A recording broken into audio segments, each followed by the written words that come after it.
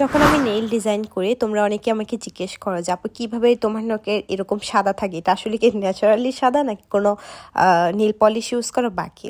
তো অনেকেই অনেক অনেক ভিডিও চেয়েছো, অনেকে তো আমার ইনবক্স পর্যন্ত চলে গেছো যে কিভাবে কি করছি।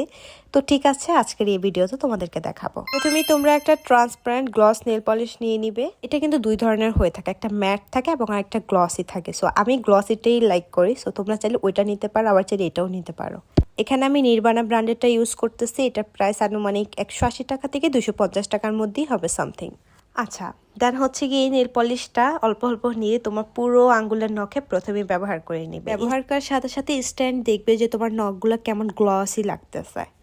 এভাবে সুন্দর করে পুরো নখে ব্যবহার করার পরে এটাকে একটু শুকানোর জন্য অপেক্ষা করবে। যখন শুকিয়ে আসবে তখন হচ্ছে গিয়ে আমরা এখানে হোয়াইট কালার নেল পলিশটি ব্যবহার করব। আমি এখানে শুকানোর জন্য অপেক্ষা করছি। জাস্ট তোমরা দেখো আগে কেমন ছিল নখগুলো, এখন কীরকম লাগতেছে, কি সুন্দর একটা গ্লসি লুক লাগতেছে না? আচ্ছা, দেন এখানে আমি একটা হোয়াইট কালার নেল পলিশটা নিয়ে নিছি। এটা আসলে কোন ব্র্যান্ড এটা আমি ভুলে গেছি বর্তমানে, বাট এটাও একটা ভালো ব্র্যান্ডের। ও হ্যাঁ, মনে পড়ছে, মিস রোজ। মেবি এটা মিস রোজ ব্র্যান্ডের হচ্ছে গিয়ে হোয়াইট কালার নেল পলিশ।